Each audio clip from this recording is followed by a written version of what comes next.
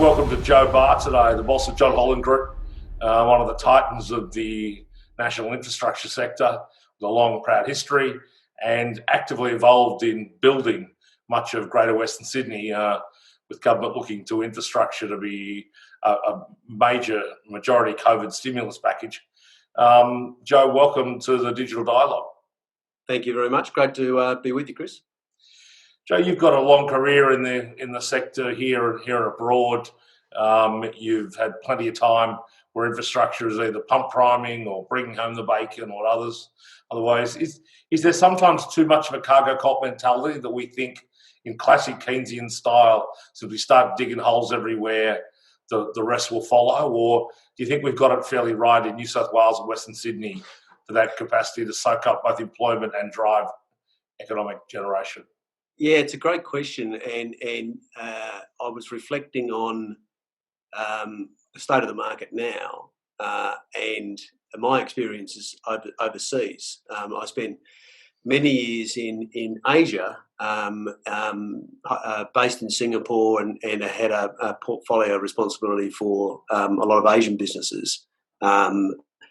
And it's really interesting comparing the mentality for those Asian economies to our Western economies, and particularly the Australian economy, where they do have a very much build it and they will come philosophy, and they are ahead of the game in terms of infrastructure. So you can see as a result that infrastructure does create increased productivity, increased standard of living, whether it be in soft infrastructure such as IT networks or so on, or hard infrastructure, rail, roads, airports, etc. So my experience in living in Malaysia, spending time in China, Japan, India, which was slow to take off, but certainly had a lot of investment, is you can see the impact that makes, right, in terms of the economy and the productivity and the standard of living. And to your question, you think about Sydney in particular, and then Western Sydney, and the evolution of our city over time. You think about the lack of infrastructure investment in this city. We're a global city, and to be productive and efficient, to get people here, to move people around in a pretty challenging environment with our beautiful harbour and beaches and so on. We have had a distinct lack of investment in infrastructure, particularly public transport, for such a long time. And you've got to say we're behind the eight ball, right? So I look at the infrastructure that has been created in recent years and is being created now. Our children are going to be the benefactors of that. Our city is going to be the benefactor of that, and particularly Western Sydney in relation to its connectivity and being more connected to the greater Sydney landscape. So I think that we've been slow off the mark. It's easier to build over there. In Asia, pesky unions and free press and community groups and government inquiries. Is it a bit tougher to build infrastructure here? Is the democratic model a little harder for digging big holes and laying lots of concrete? Yeah, you think some of the things are really different. That I was overseas for 13 years, and you sort of, and I was also in Dubai as well. And you think one of the great things about our society is that we have really good rules, regulations, and planning requirements. So the first thing that strikes me is the planning in our developments, our infrastructure, etc. You've got a developer hat on. Sometimes it drives you mad, or a contractor's hat. It makes it expensive, though, doesn't it? It does add to the quality, adds to bottom line. Yeah, no, absolutely. Makes it expensive, makes it slow, makes it drawn out. Whereas compared to the countries I was talking about, the process is much fast-tracked, but it's got its challenges in terms of is it the right process? So that's one, planning. Secondly, unions, obviously. Unions have their role, no doubt. When I was in Asia, I often reflected on the role of unions in making, the very basics rights, health and safety, standards of work, pay, etc. and we've got those here, right? But we have different challenges because productivity and awards and so on for pay are a big challenge, and they do make our infrastructure or our build very expensive by international standards. Exactly. Hey, does government? And the government is majority of the client for you in the construction of work you do, whether it's a straight contractor on tunnelling or PPP, participant on other more complex projects. But it's a large part of that's the government client. Do they get the sharing of risk well now? Do they? I mean, I know you're always hit with you need to share political risk with us, and that's been a mantra to the private sector for a long time. Understand the political risk and share it, and reasonable request. Are they sharing development risk, project risk enough to? So I look at the collapse of some of your competitors locally. LLS Engineering is now is going off with Athiona. There's been a contraction in the amount of supply. So it's hard to, in the middle of an infrastructure boom, it's hard to point to a massively buoyant contractor sector. Are we getting the mix right of risk? Could government go a little further down the track to ensure projects get delivered a little quicker or cheaper? No, it's been the evolution and change and the amount of conversation we're having about risk allocation and how to deliver projects is certainly much more progressive than even it was a few years ago. But it's got a long way to go because the attitude towards risk sharing, I think it's equally incumbent on the industry to make sure that we don't take on risk that we can't price, that we can't take on board, that we can't control, as is the government in terms of making sure that they control that. So I probably want to recognise, Chris, that the conversations that the industry is having with the government and peak bodies is very refreshing. New South Wales 10-point plan, Victoria's got a similar initiative. They are all good and in the right direction, but we haven't made enough progress in that because by their nature, you think about any of the work that we do, if you take tunnelling under a major metropolitan city and handling all the utilities and the contamination, the adjacency to buildings, I think we sort of need to stand back and really be honest with ourselves and say there are some things you just don't know. You don't know what's under the ground. You don't know where that utility is.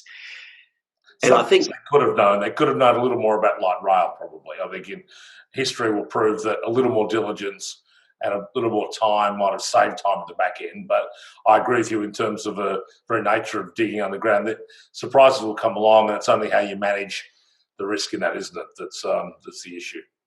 Yeah, I think it's a maturity in saying. I'd say firstly from an industry point of view, in the industry saying, you know what, we don't know what that risk is. We don't know how to quantify it or what have you. And therefore, we should not price it. And industry is prone because the prize is so big. You know, if you win a Sydney Metro, it's a $3 billion job. Melbourne Metro is a $6 billion project. To win that, drives your business for years and years to come. So sometimes we get mesmerised by the prize of winning a big job, and your appetite for risk, particularly at the end of or through the bid process, becomes too focused on that prize rather than risk allocation. So industry's accountable. And you can be more than just mesmerised by winning. Sometimes you can be destroyed by it too. Some projects not win, right? And everyone in Sydney can point at least one or two projects at the moment that, in hindsight, would be nice if the other bloke had have won at the same time. Hey, speaking of the Metro, you're all a bunch of rock stars now, building Sydney Super Tunnel, the documentary that's out there with your boys and girls that are building tunnels, the Metro tunnels under Sydney, north-south and south-north, and hopefully eventually in our view, west and even wester. Yes. Yeah. How's the team look on TV? Well, they look different than they do in real life, that's for sure. So they look pretty polished, actually. That Sydney super tunnel you're referring to is a really good documentary about the history of what's been created, right from the very first time that the government made a decision to go and invest in the northwest metro line, out to Rouse Hill and beyond, through to the work that we're doing underneath the harbour at the moment, and through metro. And northwest and southwest, the big arc. And eventually the sequel program, the Super Tunnel going west, I'm really looking forward to as well. Yeah, episode 2. Yeah, series 2. So to answer your question, I think the team is a really nice way of recording the hard work, the dedication, all that sort of stuff. And what I love about it is it's got those people who are actually doing the work, the engineers, etc., on screen, talking with passion about what they're doing. So it's a really nice story. And part of that, the first episode last week was to talk about Bradfield and his legacy. And it wasn't recorded well enough, right? Because back in the day, you didn't have the technology to do that. As the convener of the Bradfield Partnership, the honouring the great JJ Bradfield, who I always remind people when you ask them what role do the arches play on the Harbour Bridge, pure aesthetics. There is no engineering reason for them there. It's only about the social engineering of projects should look beautiful in his view as well as be functional. So that I don't know how to go with the Treasury business case these days to say a third of the projects are good-looking pylons, but they serve no structural role other than now having a tube up the middle for one of the exhaust stacks. So finally they took on functional purpose rather than aesthetic calling. It's a nice looking tube though, right? It's a great tube. Hey, you talk about building the big tunnels, and you're underway at the moment around Rozelle. You're building the 3B West Connects, and it's a tough project. You build the biggest project in the most political electorate, the most controversial history ever known to mankind. But the very nature of community engagement, a lot of what you do are big, ugly and dirty projects that we all want at the back end, but none of us like them while they're being built. How do you manage, how are you increasingly managing that together with government, that engagement with local communities, particularly in COVID when you can't go knocking door to door? How are you managing to keep them in tune to help build an argument that says we're sorry for the dust and the noise for now, but it'll all be worth it? Yeah, I think it's a really good question because particularly on those mega projects or any project, you are, by the nature of what you're doing, you've got to recognise that you are two things. I think one, creating something that is going to be of benefit for the Greater Sydney. The challenge in some of those projects is the benefit is not apparent to those individuals you talk about 3B, because they're not getting the immediate benefit. People out in Western Sydney or whatever are getting that benefit because they'll be able to move around quicker. So I think part of our philosophy is that one, you've got to have a long-term view and saying what are we creating from a long term. So you've got a relatively short period of time, although it is 3, 4, 5 years in some cases. But secondly, and probably more importantly, just being honest with the fact that we are going to make noise, we are going to have traffic barriers, we are going to be delivering concrete at night, etc., etc., and having people that are equipped with the engineering background, but the EQ to be able to engage with the community and tell the story about how we're doing it. What we're finding is if you are clear with people about you are going to have a disruption for X period of time and you can expect this, then they can understand it, they can deal with it. They might not like it, but it's when you surprise them and they wake up in the morning with jackhammers out their door or something goes wrong, that's when they get annoyed. Well, you be aware that Western Sydney is much more supportive of big infrastructure projects, less NIMBYism, much more willing to muck in and partner up to get it done because of the lack of infrastructure for so many years, as opposed to something in a city that's a little more experienced in their professional opposition. It's fair to say. So. Yeah, and I get that. I think that the communities, if they understand this is a great investment, this will create jobs, because the other thing about it is not just the infrastructure, it's the ability to have a productive economy, right? There's not a lot of tradies living in Roseville looking for a gig at the moment, so not always supplying blue metal to the. It's harder to sell sometimes. I keep telling the Earth's moving for them. No, it's the tunnel boring machine. Down with that. Hey, just with that process, you're going to be, I imagine, putting your hand up pretty soon for the two big metros coming forward to go west with your experience, both in tunnelling and otherwise. In a Western Sydney view, where does it sit in a John Holland world? Western Sydney is part of your plan. I assume a fair much of your staff are pulled out of the region as well, migration as well as the projects going back in. Yeah. So in this, for our cohort, which is desperate to grow, to rebuild one city and build the second city first time, it's got to be a fairly exciting part in your book. Yeah, no, a big part of our strategy is to continue to deliver these major infrastructure projects and, use the lessons learned from the ones that we've done already, right? So everything Western Sydney, particularly the Metro, and obviously the West Connexes, are a big, important part of our strategy because they are a continuation of our pipeline as we move forward. And can the local subbies work to you at a tier one? Is there staff? Are you happy with the TAFEs and training regimes to get staff up? If you're one of the great job opportunities, both for small business contracting and for staff, are you confident with the pathways of both that they can deal in a John Holland world with the complexities of a tier one contractor?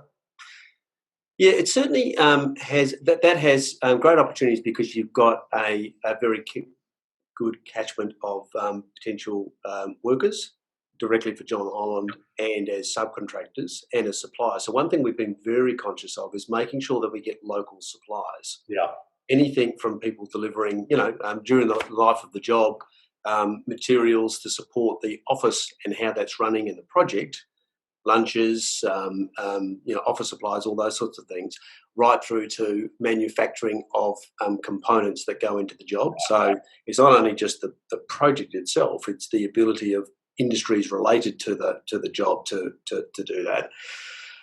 Your question about skills, there are key shortages. I discussed before about TAFE and their capacity to fully embrace a private sector demand. Personal view, I think no more flower arranging courses for the idle women of the lower North Shore and more practical application pathway stuff to make sure we can meet the skills shortage. If infrastructure is our way out, I sure as hell want to make sure that kids in Western Sydney are allowed that way out through training. No, absolutely. And look, I think the TAFE and the skills are a huge part of the fabric of what we need, and we should be giving that more investment because we do need those apprentices, we need those supervisors, we need those foremen, et cetera, to have those skills so they can work on this. And the second part of that is from an engineering point of view, we John Holland are hiring 80 graduates this year again, 50% of which will be female. Fantastic. And we are finding that the graduates from Western Sydney have the most appetite for work, are the most life skilled because when you work on an infrastructure project, yes, you need to know engineering, but you need to know how to deal with life, right? You need to know how to deal with the community, with the subcontractors, with everybody else. And so we're finding the graduates are much more play Dungeons and Dragons at lunchtime. Was there? Well, that's important too, right? Yeah. They do a bit of that too, but it was I know we've all evolved. Yeah. Yeah, and there weren't many women studying it either, so that's a tremendous. The women in engineering, I know you've been involved with, and that's tremendous because there is that's one of the areas last bit that had to change in the economy, the bloke nature of construction. No, exactly, and we're doing a lot of work on diversity and making sure that it's a safe place to work as a female on one of our building sites or our construction sites, and that's all about flexibility. Making sure that we understand there is unconscious bias in what we do, fixing the pay gap, and making sure our return to work policies are up to speed. And no more girly calendars in the workroom. They went a while ago. I've been on a work site for a while. Hey, just in wrapping up, a couple of questions for you, Joe Barr, the bloke. there's been a period of massive transformation, economic, and transformation is a funny word, can mean devastation, improve everything, but we've transformed, like it or not, economies, societies, etc. What's it meant for you? How are you different at home, at work, at play? How are you reflected upon through this process of your own capacity, your own prejudices, your own future?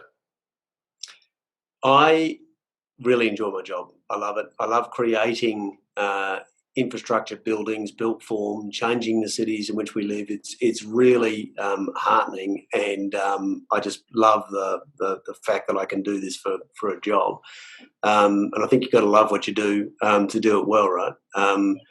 So I reflect on that, and my personal lens has been to try and change the culture of this industry so it is more enjoyable for everybody. So it's not as stressful. We talked about risk allocation, etc. So it's not as stressful. It's a place where you want to work. It's a place where you can be yourself, etc.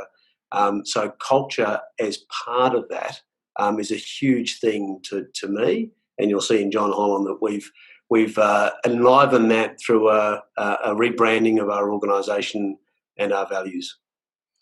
And when you're not watching the Super Tunnel documentary, and we're all in lockdown, maybe the Victorians might be watching this. They're back on Netflix, has gone for the roof again. Anything else that's piqued your interest on screen in those long, dark lockdown times? Well, then you still got two choices. Designs and things that you must be, and London Super Tunnel. There's plenty of infrastructure TV I've noticed too that keep you going. There is.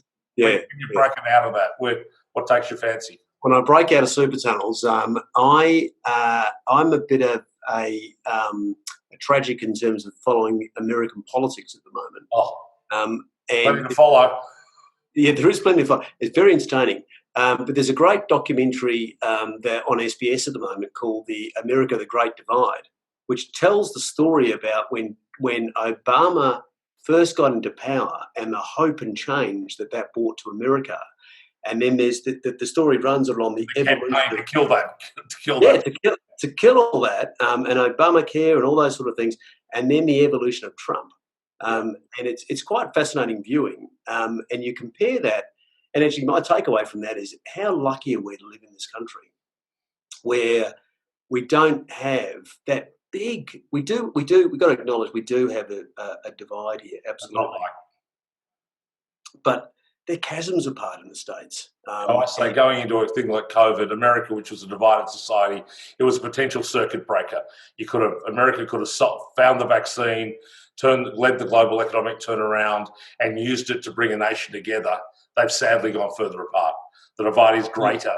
We as a nation have come together. We're a much more cohesive political, social community as a result of COVID, and America's unfortunately gone exactly the other way. And it's hard not to sheet the blame home to one particular fella a little bit, but it's one of the great pities.